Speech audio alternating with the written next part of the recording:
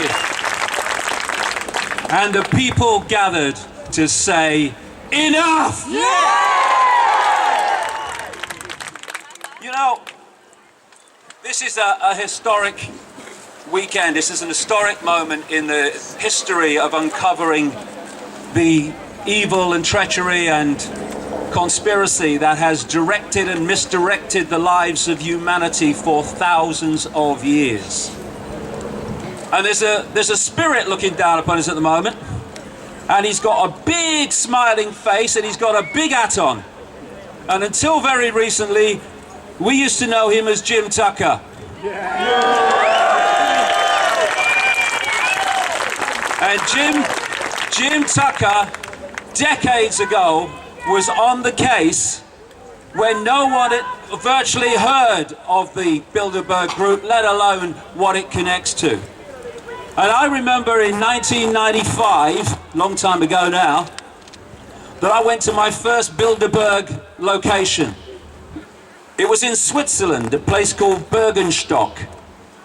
And Jim did a round-robin email to not too many people in those days saying the Bilderberg meeting this year is in Bergenstock, Switzerland. Story of my life since my head blew off in 1990. A few weeks earlier, I'd arranged to go and meet and stay with some friends in Switzerland about 2 hours away. So I went down on the first day. It was a big hotel, the three of them, the Park, the Palace and the Grand. It's like something out of James Bond.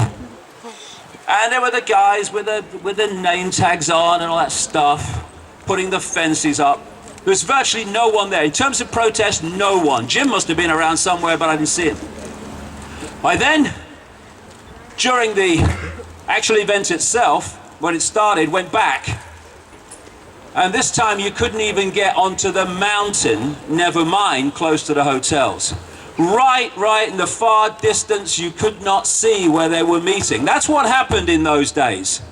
Well, symbolism is very, very powerful because it visually gives you a fix on where we are.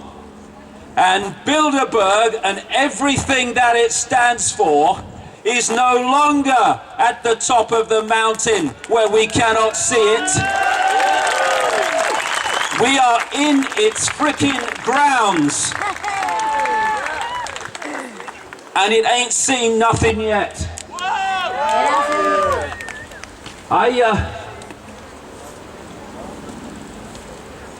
I think the best thing that you can do to understand the world and to understand yourself is to realize it ain't you that's mad, it's the world we live in and it's the people who run it. That's when the penny drops, because what we've got is a situation where insanity has become normal. And this is how it happens. You're born into a madhouse, but you're told it's safe. You grow up in a madhouse. There's nothing that you ever see that isn't in the madhouse. And so to you, madness is normal. And when someone comes along and says, this ain't normal, this is madness, they say, you're bloody mad. And you know, the mainstream media, you know, bless their cotton socks, are going to have to come to terms very soon with a simple fact. That the person they abused and ridiculed for nearly a quarter of a century was the one who was sane, and the world they believe in is what is insane. Once we realize that dynamic, the world starts to make sense. The world is upside down, and it's full of evil and slaughter and injustice for a simple reason. We, in our sleep up to this point, have allowed evil people to take control of our world. And it's stayed in control through secrecy and by keeping us in ignorance. But suddenly, the ignorance is dispersing. And what's left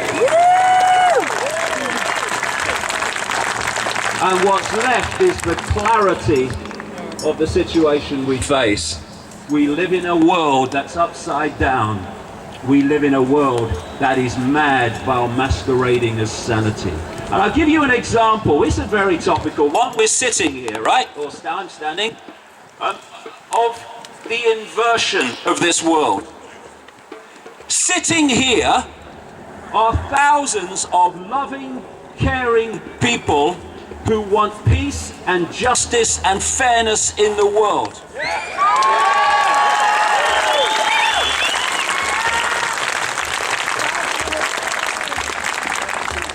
Over there is a hotel full of war criminals, parasites, right? Etc. Bankers, need I say more? I think I pronounced it correctly. And the police are protecting them from us. Police, you should be protecting us from them.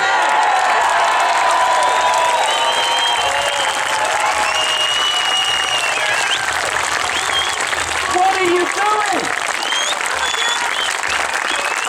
But isn't it funny that so often there are some great policemen, there will be some great policemen around here and some not very nice ones. This is the world we live in. What are you doing? Shall I do a dance to keep it going? Yeah. And so we have a situation where we have police that are very, genuine, although they're being sifted out more and more, and we have police that are not very nice. But what the point I'm making here is, the police are not from the elite 1%. The police are from the people, and yet they gravitate to protect the elite 1%. This is crazy. Police, join us. We are you, you are us.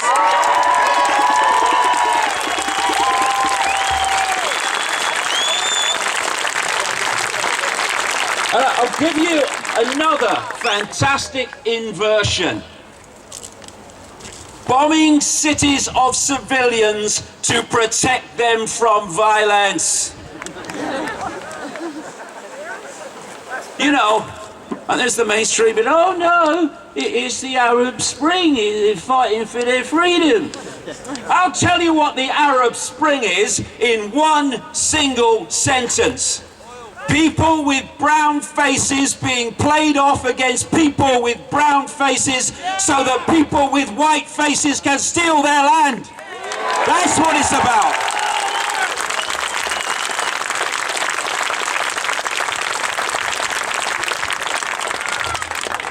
And we have an inversion in the media so much that we actually have a newspaper in this country that is owned by a Russian oligarch and a former employee of the KGB, and it calls itself The Independent. The world is crazy and upside down. Most crazy. The characters in there who are dictating our world day after day, year after year. Look at them! Kissinger!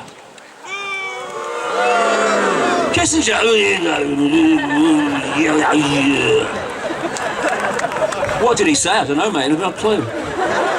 I've never understood the word the bloody man said. And there's Rockefeller, and all these people have been on. And then there's Mandelson. Mandelson, for people watching who are not from this country, Peter Lord Mandelson was the puppeteer of Tony Blair, known as the Prince of Darkness, not without bloody reason. He'll be in there tonight at dinner, Mandelson, rushing to finish his soup before it clots.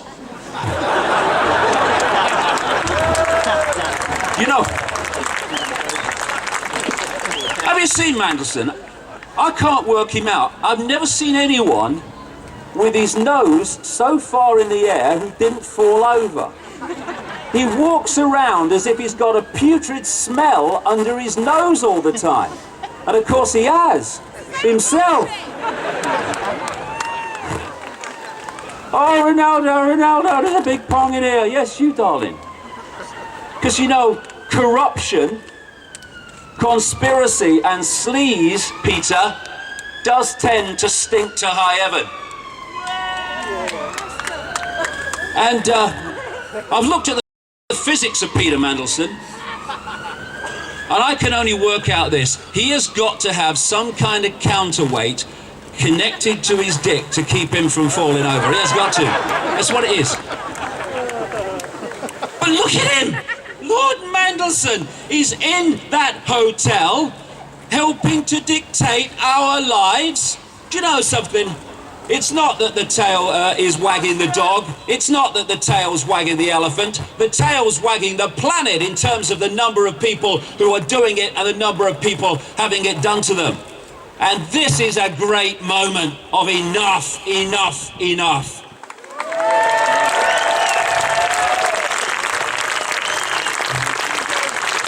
And I just want to put this thing into context, not least for the mainstream media, because what they do is they treat everything as a dot. If you treat everything as a dot, you don't see the picture. So let's put some dots together. First of all, the Bilderberg group is not the conspiracy. It is a strand in the conspiracy. What we're looking at, dictating our lives and pushing us on into this Orwellian nightmare that they have planned, forget it, is that they have a spider and a web structure. The spider in the center of the web is the inner sanctum that no one ever sees, and they dictate, there's very few of them, they dictate through the spider's web. Now each strand in the web is like a secret society, a corporation, it's an organization of some kind. And immediately around the spider are all the real exclusive ones, some of which don't even have names, because if it doesn't have a name it's much more difficult to pin it down. And it comes out and it's still in the hidden. And you come through the upper levels of the Jesuits and Opus Dei and real upper levels of the Freemasons and the Knights Templar, all these people, and you're coming out in the hidden. And then there's a point, a cusp, where the hidden comes into the scene. And the Bilderberg group stands at that point. Before all this work and toil to expose it, it was much more in the hidden. But we pulled it out, and it's at this cusp where it starts from this way out to the edge of the web. It's now starting to dictate and to connect with organizations we know, governments, government departments, corporations, banking systems, and what have you.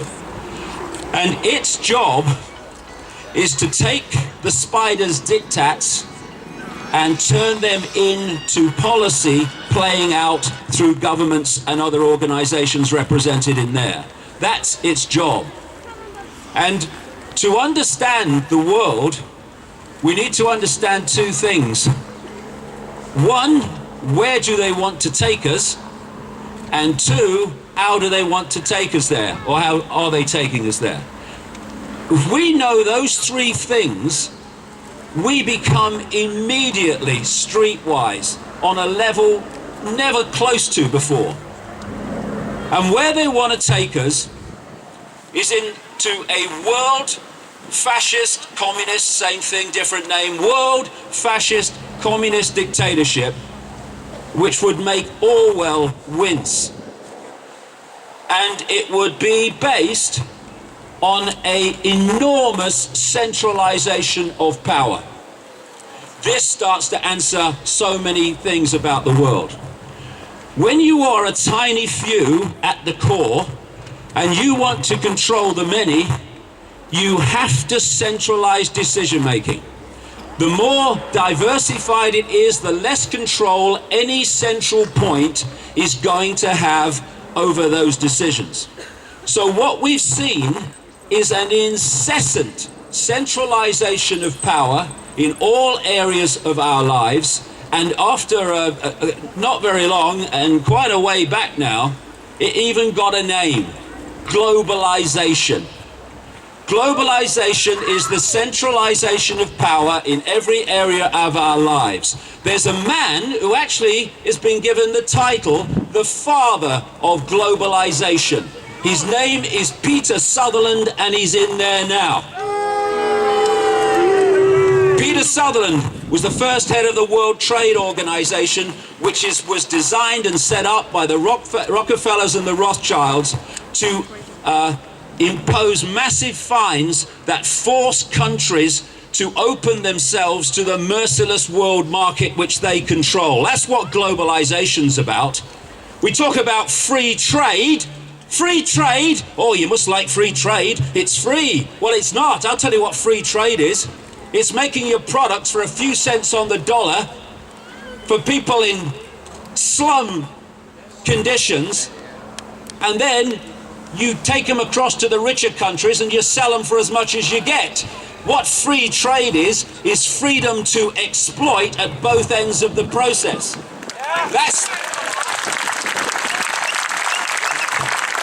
what Peter Sutherland has been involved in for decades. Also involved in Goldman Sachs now, stands back in amazement. And so we've had this incessant centralization of power for a simple reason. And it's got faster for this reason. The more you centralize power, the more power you have to centralize quicker. And so the whole thing goes faster and faster and faster. And so, with the European Union, once we crossed the Rubicon of the Lisbon Treaty, they had assembled enough centralized power within the bureaucracy of the EU to push it on faster and faster and faster as they have since. So the idea is the constant centralization of power to this end. They want a world government which would dictate all global policy that meant anything. They would have a world central bank dictating all finance globally. They would have a single electronic currency that would have no cash, for which there are massive implications for freedom. Look at all the stuff now with the technology. You're seeing it. I was writing about this 20 years ago that it was coming. All these smartphones and stuff. Oh, you don't need to go in the bank anymore. Do it online. Oh, do it from your phone. They're creating the cashless society based on a single electronic currency. And the cashless society means this. If you go into a store or a shop now and you hand over electronic money, a credit card, and the system says no, won't accept it, at least for now, though it's going out of fashion so fast, you can pay cash. Once cash is gone, that's the idea, then when that computer says no to your electronic money, your microchip as they ideally want, then it's deciding if you can or cannot purchase. It's about control. That's what it's about. And you see, the euro was never meant to work. Because they want this single currency, they have to do it in steps. It means that they had all those European currencies, the guilder, the lira, the mark, and all the rest of them. Now, they had to get rid of them on the road to a single global electronic currency. So in comes the euro, and it wiped them all away. Massive step forward to that goal I've been writing about all these years. Now, all they need to do is destroy the euro and the world currency in general, and they'll say, well, what we have to do is we have to have a world currency to sort out this problem. Alongside the world government and world central bank and single currency. They want a world army to impose the will of the world government. Now, we already have a world government de facto. It goes under names like G8 and G20 and all this stuff, UN Security Council. We also have a de facto world army, and it's called NATO, which imposes the will of these people. Send the boys in. So we're seeing it unfold before our eyes, and still the mainstream media can't see it because it can only see dots and not pictures.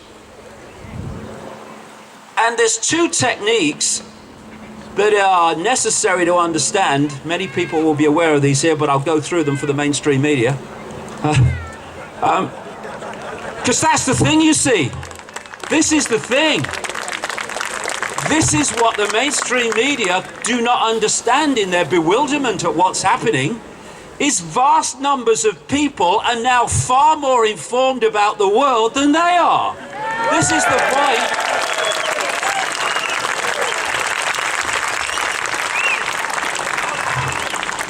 The first technique I gave the name to a long time ago now, problem, reaction, solution. Real simple. You want to change the world in a way that if you did it openly, there would be a massive response against it. So you don't do it openly. You first of all create a problem which you blame someone else for. 9/11 and all that stuff, a banking crash, a government crash, and you blame it on someone or something else. You then, here we go again, through a unquestioning mainstream media, you pass on your version of that problem to the public, and you're looking at stage two for a reaction of fear, of anxiety, of do something, something must be done. And then you, who've covertly created that problem, then offer the solution to the problems you've created. And those solutions are changes in society that advance the agenda towards this structure I'm talking about, that would never have happened without the manipulated problem. There's even a version, Tony Blair's good at these. Tony Blair, yeah. If there's ever a half-truth in a Blair speech, it's the typing error, okay? But it's an add-on to that technique, an offshoot, which I call no problem reaction solution. This is when you don't need a real problem to justify the solution, you just invent one. Weapons of mass destruction in Iraq. Dead simple. Don't need a problem. Invent it. And alongside problem, reaction, solution, its partner almost always hunts together. What I call the totalitarian tiptoe. And again, dead simple, and my goodness me, that brings us back to this organization here. You start at A, as they did, and you know you're going to Z. You know where the agenda's leading. But if you go there too quickly, the changes in society are such that people look up and go, what's going on? What's happening? And so you do it in steps, as big as you can get away with, but not so big that you alert too many people. And so what we've seen in the most classic example, which brings us to this organization, so the totalitarian tiptoe is the European Union. We have a European Union centralized bureaucratic dictatorship thanks to the Bilderberg group and its manipulation over decades. The Bilderberg group was created in part by a man called Joseph Rettinger. It just so happens that Joseph Rettinger was one of the major instigators of the European Union. And he worked in creating the initial common market with a man called Jean Monnet, who is still today called the father of Europe, the father of the European project. I have a quote here from a letter by Monnet, one day after I was born, April the 30th, 1952, right at the start of the European project, orchestrated in so great a part through this. And this is what Monnet said in 1952. Europe's nations should be guided towards the superstate without their people understanding what is happening. This can be accomplished by successive steps, each disguised as having an economic purpose, but which will eventually and irreversibly lead to federation. This is not an accident. This is not, oh, we better have a Maastricht Treaty. Shall we have a Maastricht Treaty? It's all projected forward. And we have now reached the point in Europe where something like 70% of the laws that are introduced into this country start out in the bureaucracy in Brussels. That's how far we have gone. And we've got a situation, the guy in there called Viscount Etienne d'Avignon, right? They love their titles, these people. You know, I reckon Mandelson must have had an orgasm for a month when he was made a lord, you know. Ronaldo, I'm a lord. You're a prat. Hey, I can't take that guy seriously. And I've got to say, a non-stop orgasm by Mandelson. I just got a message to my visual senses. Would you please remove the image I now have in my mind, because it's bloody horrible, right? Anyway. The D'Avignon guy said a few years ago, when he was chairman of this bloody lot, that they were involved and instrumental in bringing in the euro. Leaked documents from the 1955 Bilderberg meeting in Germany show that they were talking about the common market at that time and where it was going. So we have a situation here where the media are saying, oh, no, there's no conspiracy, they're just meeting to have a chat. When the evidence is overwhelming that what is decided there comes down into policy that affects all of us. And we have a devastated fishing industry in this country. We have a devastated mining industry. And we have a devastated manufacturing industry because of these people over the decades. Maybe a lot of people don't realize this, but it was proved when documents came to light under the 30-year rule of the British government, when they released documents.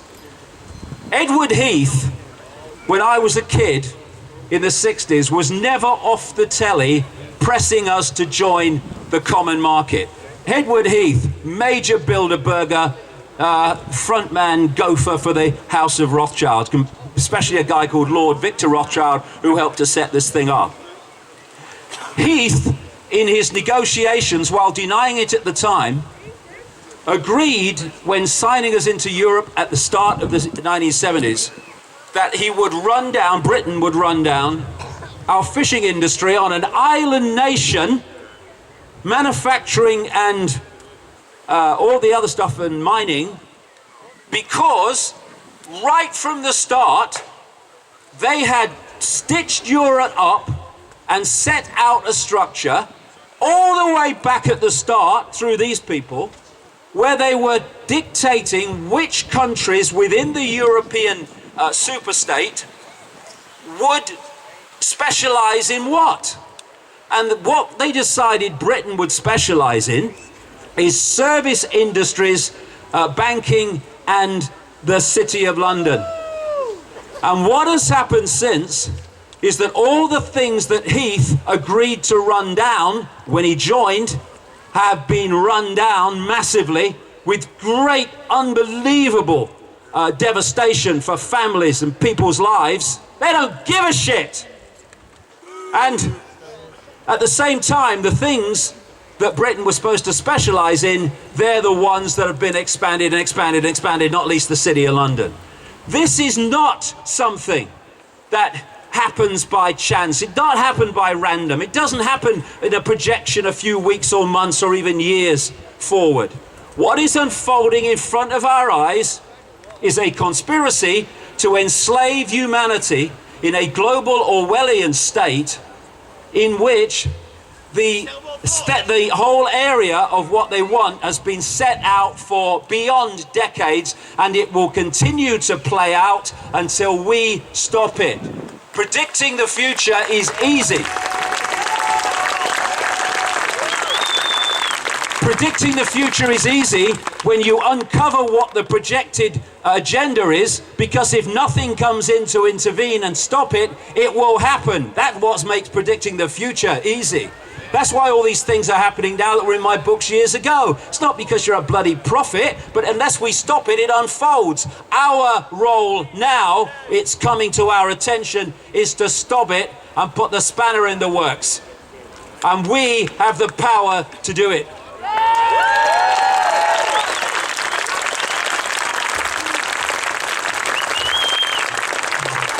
This is the world they want, and we are standing symbolically in it. And I'll tell you what I mean. They have, over there, many representatives of the banking system. A banking system which lends people money that doesn't exist, called credit, and then charges them interest on it. How can the police stand there and not arrest them? Anyone else lent someone or gave someone something that didn't exist and asked for money for it, their collar would be felt. Bankers, no problem. And the reason is the banking system is absolutely at the foundation of how the enslavement is being played out. Because 2008 was not a crash by accident, it was a crash by design. The world they want is symbolized so perfectly here. They want a world in which there is a tiny, tiny few of mega, staggeringly rich people that have now, again, like globalization, been given a name, the 1%. It's less than that, actually, in the really upper echelons. They want that group running everything and living apart from the rest of humanity, in like a Hunger Games situation with the capitals in the Hunger Games. They then want not a gradual going down of income and wealth from the 1% down into the population. No, they want the 1% to come down here, and that's the population. They want one mega rich few and a mass of mega poor people. Now, when you look at the graph today, in America, for instance, it's shocking. Because if you look through the past, there was some kind of gradual incline between the poor and the rich. Now you look at it, they are targeting what they call the middle class, the people that thought they were okay in the world before, and they are crushing them, and the graph goes like that now, and then up so high in the 1% that part of the top of the graph has to be put at the side of the other because it goes off the page. That's where we are now. What's happened is that in the last few years, since 2008, is that crash has been used to do this. It's been used to create a fantastic transfer of wealth from people to these people and the ones they represent. There's unknown in human history. We first of all had the crash. It's a banking problem. Then, well, by the way, the people involved in causing that crash were people like Alan Greenspan, head of the Federal Reserve, in league with people like Robert Rubin, who was Clinton's Treasury Secretary, and Timothy Geithner, who was involved with the Federal Reserve Bank. Both of those people are in there now. And when Obama came to power, after these guys had crashed the bloody economy, he appoints Geithner as his Treasury Secretary to sort it out. And what does he do? Stands back in amazement. He decides that hosing money at banks is the way to sort it out. So what we had as a result of that was the transfer of wealth on a fantastic scale from people through governments bailing out the banks to the banks. As a result of that, there was another transfer just shortly after that, which so many people here and around the world will well bloody know. And that was the transfer of the problem from governments to the people through programs of austerity. So, and as a result of what happened in Cyprus, we're going to the next stage now. They're taking governments out of that transfer of wealth from the people to the banks and the elite, out of that, and they're going straight to the bank accounts of the people. And that precedent set in Cyprus means that when the next banking crash comes, they're probably organizing it now. They'll say, well, we can't bail out, government's saying, we can't bail out the banks after what's happened in Cyprus. It won't be fair.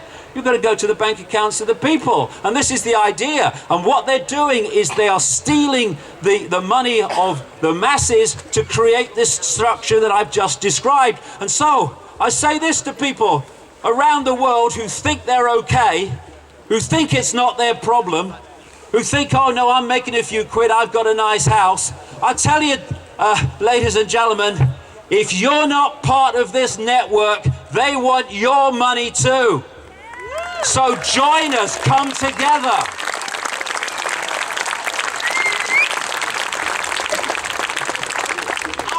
And there's another connection here, which is really important because it's now really starting to emerge. In there are high-tech people like Eric Schmidt, the executive chairman of Google, who not by coincidence have had a conference at this very hotel very recently.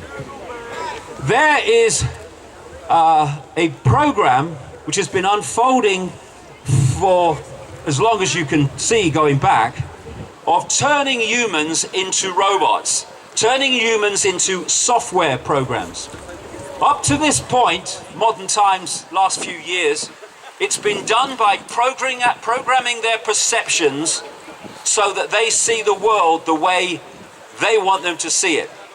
If you can program someone's perceptions, you program their belief, you program their behavior. Perception is the stadium on which the whole thing's played out. What they want to do now, and are in the process of doing, is going another stage beyond just programming perception. They want technology inside the human body and interacting with the human body so that the human body ceases to be what it currently is in terms of its ability to perceive itself and the world. And Google is absolutely at the forefront of this. Along with a world government, world central bank, world army, etc., single currency, they want a microchipped population which would have external control of the physical mind, not that there is any physical, mind, body, emotions.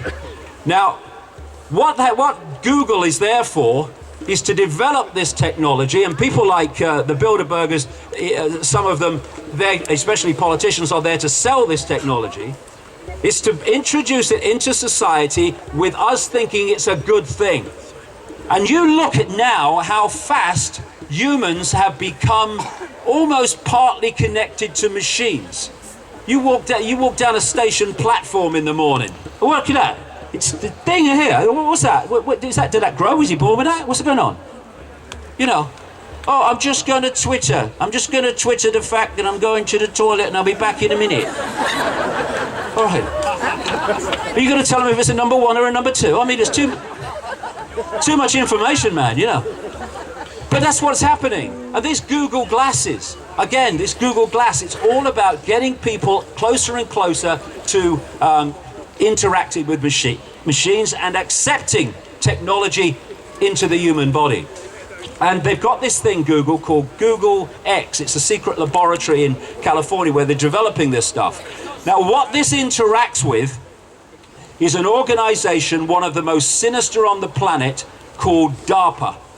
DARPA is the technology development arm of the Pentagon. It's developing all this stuff to take us over technologically, to create robot armies and all the rest of it. Interesting that the head of DARPA, until relatively recently, was a lady called Regina Duggan. She ran this sinister organization, DARPA.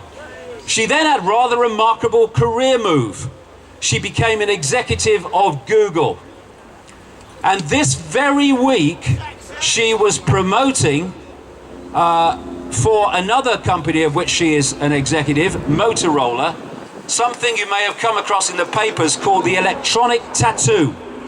And what she was saying, and the Motorola was saying, they want to replace passwords with the electronic tattoo. And that is the totalitarian tiptoe. The electrical tattoo is one step from the internal microchip. This is where we're going, and we need to see it, and we need to stand in front of the truck and say enough, no further.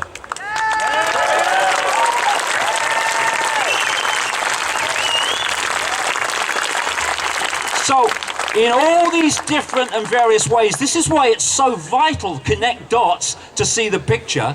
In all these various ways, what's going on in there ain't people having a chat.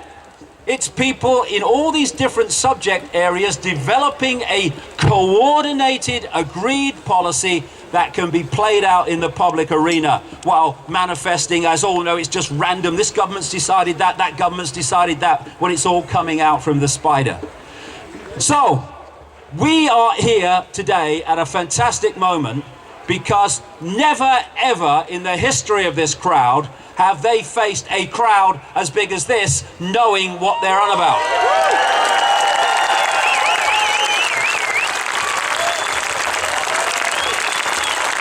Never before. This is history, but we need to kick on from here because there's three things that are vital to the few controlling the many.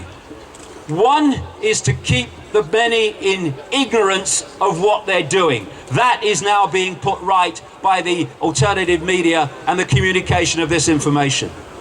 A second one is the population being kept in acquiescence, the many kept in acquiescence to the few.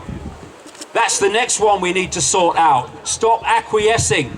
We need to come together and have a mass, non-violent, non-cooperation campaign the world over in which we refuse to cooperate with our own enslavement. Because only if we've refused to go or cooperate with our own enslavement is it possible for the few to do this to the many. And there's the third thing they absolutely desperately want. And that is divide and rule. They cannot do it without that. And look at it. We divided as a world on the fault lines, the manufactured fault lines of religion and culture and race and all the rest of it, and income bracket. And, you know, they're picking each section off while the other one looks the other way and says, it's not my problem. Well, a man said something like this after the Nazi years in Germany. First they came for the Jews and I was not a Jew, so I did nothing. Then they came for the communists. I was not a communist, so I did nothing. Then they came for the trade unionists. I was not a trade unionist, so I did nothing. Then they came for me, and there was no one left to speak out for me. That is what they're doing now. Oh, it's the Muslims. Let's demonize the Muslims. Let's demonize the poor. Let's demonize people with one bedroom too many when they're on benefits. Let's demonize everyone. Turn the rest of them against them, and when the demonized ones have been picked off, then we'll come for you. This is what is happening, and we need to come together. Open the heart, open the mind, irrespective of religion, race, I don't care. We are all one consciousness having different experiences.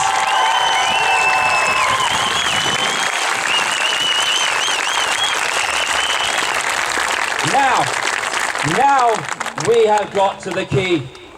And the key is that we are infinite awareness, all the same consciousness, having different experiences, but we have to be persuaded and manipulated by what that represents, that we are just our name, our body, and our life story. We are not. They are experiences. They're not who we are. When we identify and self-identify with name, income bracket, a life story, etc., we see the world and ourselves in terms of little me. I'm just little me. I'm just Joe Bloggs, Fred Jones. Who am I? What can I do? But when you get to that point where you expand your awareness, you expand the memory of what we already know, then you realize there are no little me's. There's only a perception, here we go again, of little me. And we must keep that perception if we're going to be controlled by the few. We are infinite awareness, all that has been, ever can be, and ever anything can be. The same single awareness. We need to stop fighting each other and come to this conclusion. If we're one consciousness, then anybody else's injustice becomes our injustice. No more looking the other way.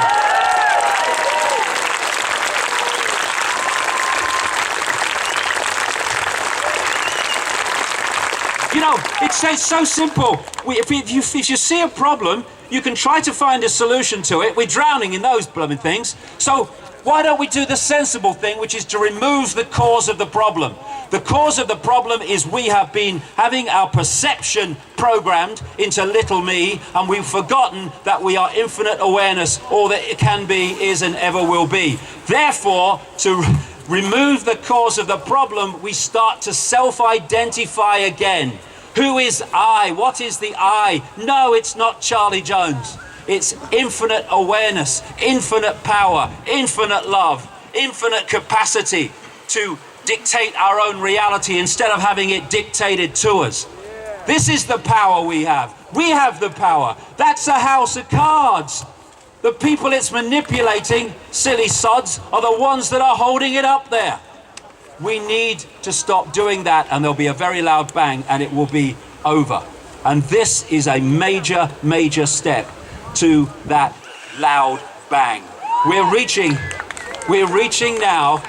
You know, I don't quote Churchill very much for many reasons, but one thing he said, I think it was in 1942 at the State of the War, he said, "This is not the end, nor even the beginning of the end, but it is perhaps the end of the beginning." I suggest that this moment marks the end of the beginning.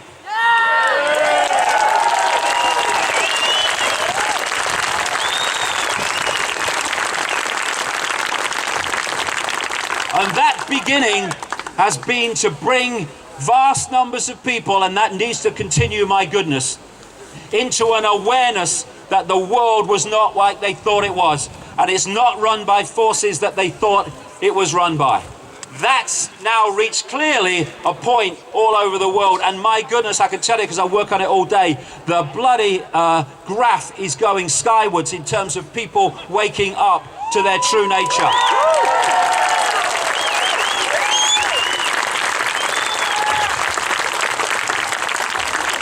And now, along with continuing that, we need to go to stage 2.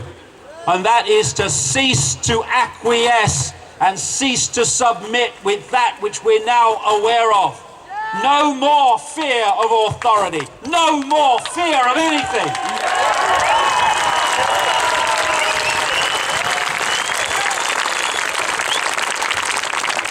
And you know, people in uniform here, people in uniform here, you have children and grandchildren that are going to have to live in the world that I'm describing, and that which you are protecting. Not that it needs to be, we don't want any problem, but we don't do what they do there.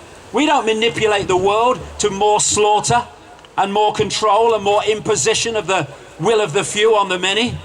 You've got to start to realize that you are part of us and start to break down those barriers and stop working for your children and grandchildren's own enslavement by keeping these people from the public eye.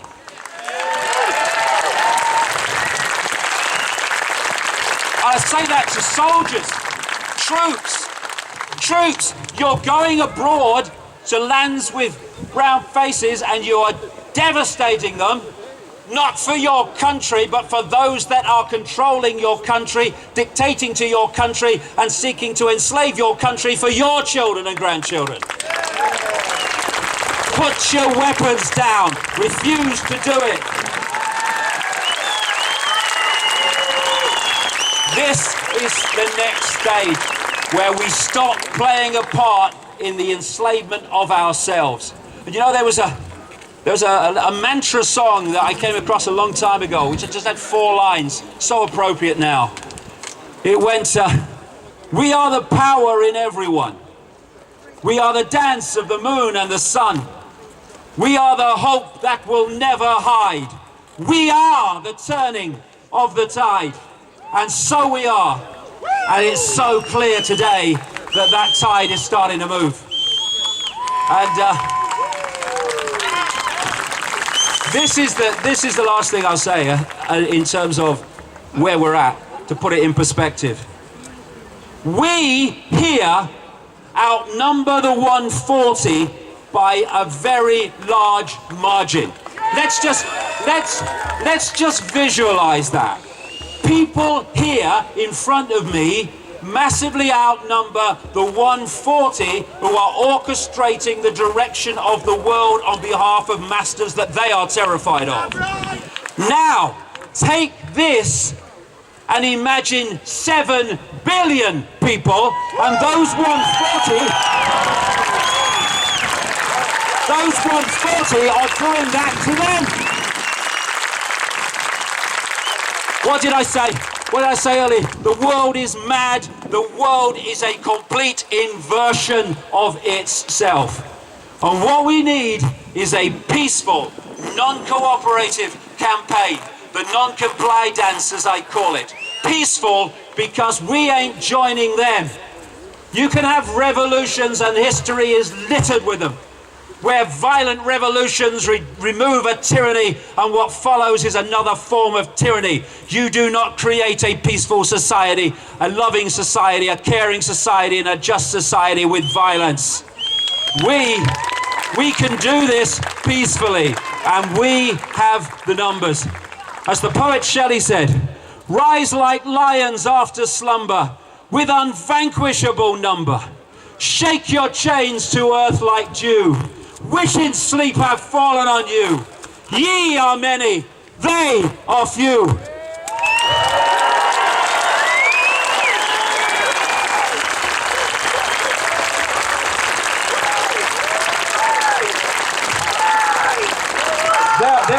Every time the Bilderberg group meets, they send out messages to the world. We are the ones sending out messages from this Bilderberg 2013. And it is, we ain't having it anymore. We know what you're doing. We're not having it. Human race, get off your knees, because the lion sleeps no more. Thank you.